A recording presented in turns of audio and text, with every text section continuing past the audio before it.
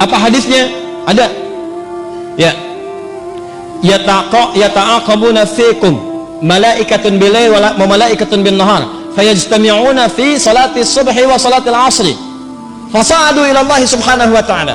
Kalian itu akan diawasi, dicatat amalan oleh para malaikat. Maka malaikat siang dan malam berkumpul di waktu fajar dan asar. Maka mereka naik kepada Allah subhanahu wa ta'ala. Fayaqulu Allah ta'ala, ya, maka Allah bertanya kepada malaikat-malaikat itu. Allah maha tahu, jadi nggak nanya pun nggak tahu, nggak nanya pun nggak tahu. Cuma untuk memastikan tugas ditunaikan dengan sempurna dan menunjukkan kepada hamba malaikat tidak akan mungkin menyalahi perintah. Quran surat 66 ayat ke-6, la ya'sunallaha ma amarahum wa yaf'aluna ma yu'marun. Kadang-kadang ada berita disampaikan itu bukan karena Allah nggak tahu, tapi untuk membuktikan kepada hamba, nih ciptaan saya nggak akan keliru. Nggak. Kata Allah, bagaimana keadaan hambaku ketika engkau tinggalkan? Kata malaikat, taraktuhu musalliya, saya tinggalkan dia dalam keadaan salat kalau sedang salat. Taraktuhu naima, saya tinggalkan dia dalam keadaan tidur kalau sedang tidur. Bayangkan teman-teman, subuh, Allahu Akbar, Allahu Akbar, Anda sedang zikir di masjid, bersiap sholat, malaikat naik menyampaikan kepada Allah. Allah katakan, bagaimana hambaku si fulan si Angga sedang apa? Sedang berzikir kepadamu ya Allah. Masya Allah. Bagaimana zikirnya? Sambil tidur ya Allah.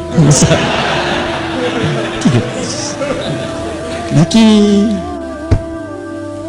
Bagaimana keadaan hambaku si Hakam? Sedang sholat ya Allah. Tinggalkan. Yang paling bahaya ketika sedang bermaksiat. Bagaimana keadaan hambaku ketika aku tinggalkan? Ketika engkau tinggalkan, ya Allah, dia sedang bermaksiat. Allahu Akbar. Anda bayangin aja lah, Anda aja disampaikan laporan pegawai menyampaikan kepada Anda, bos, maaf, saat kamu tinggalkan dia sedang dalam keadaan apa? Waduh Pak, dia sedang ngambilin aset perusahaan Pak. Pelan-pelan dia masukin tuh gini. Perasaan Anda bagaimana? Pecat dia besok. Untungnya Allah itu rahmatnya lebih tinggi daripada murkanya. Kalau mau tobat, saya ampuni dia, dorong dia untuk tobat. Nah itu subuh dengan asar. Kemudian yang kedua, setiap pekan.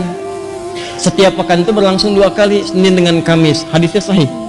Hadisnya sahih di hadis Muslim. Nabi SAW pernah ditanya kenapa beliau menunaikan puasa Senin dan Kamis, khususnya di hari Kamisnya.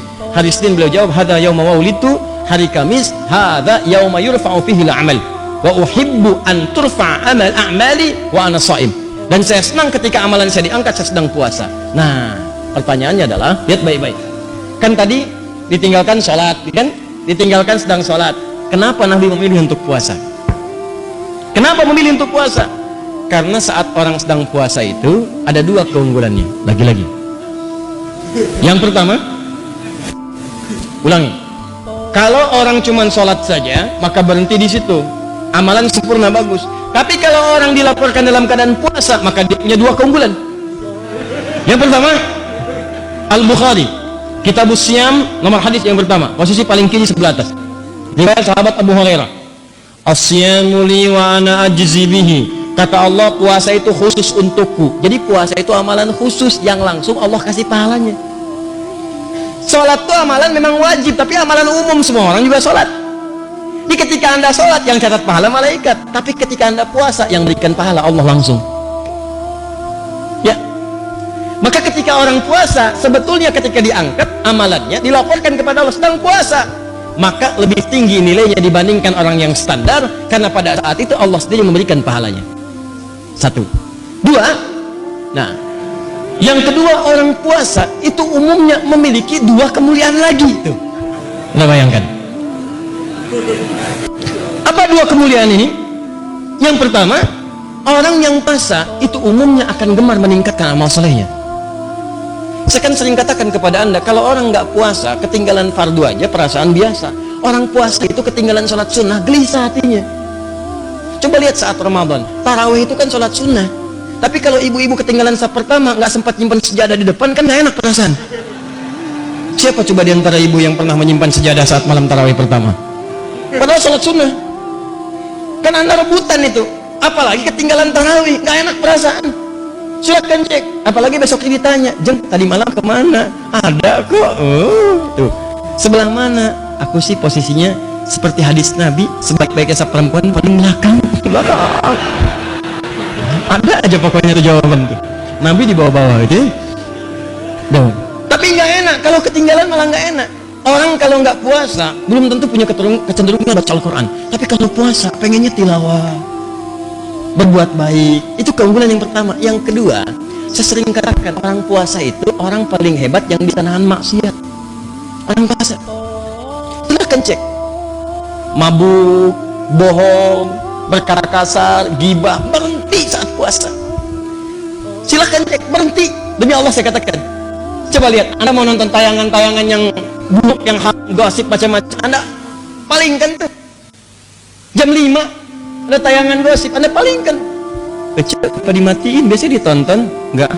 Kenapa? Ntar habis maghrib. Habis maghrib habis tayangannya. Ya. Dia tinggalin dulu aja.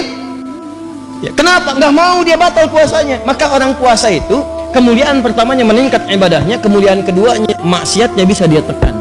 Maka berkumpullah sifat-sifat mulia ini. Di kalau tiap subuh dengan asar orang ini dalam keadaan sholat dia mulia, Senin dengan Kamis dia puasa dia mulia, apalagi bulan Sya'ban ada setahun sebulan itu dilaporkan amalan setiap hari. Kalau yang tadi itu kan maaf, kalau yang tadi tiap hari subuh asar, yang kedua pekanan Senin Kamis, sebulan Sya'ban ini amalan setahun disampaikan kepada Allah, dari Sya'ban kemarin ke Sya'ban berikutnya. Maka kata Nabi, saya pengen begitu amal saya dilaporkan dalam keadaan yang sempurna. Bagaimana ciri sempurnanya? Saya sedang puasa, karena saat puasa itu amalan saya meningkat. Yang kedua, saya bisa menahan maksiat. Tapi yang paling penting adalah persiapan Sya'ban itu adalah sebagai warming up, adaptasi menghadapi bulan Ramadan. Paham sampai sini?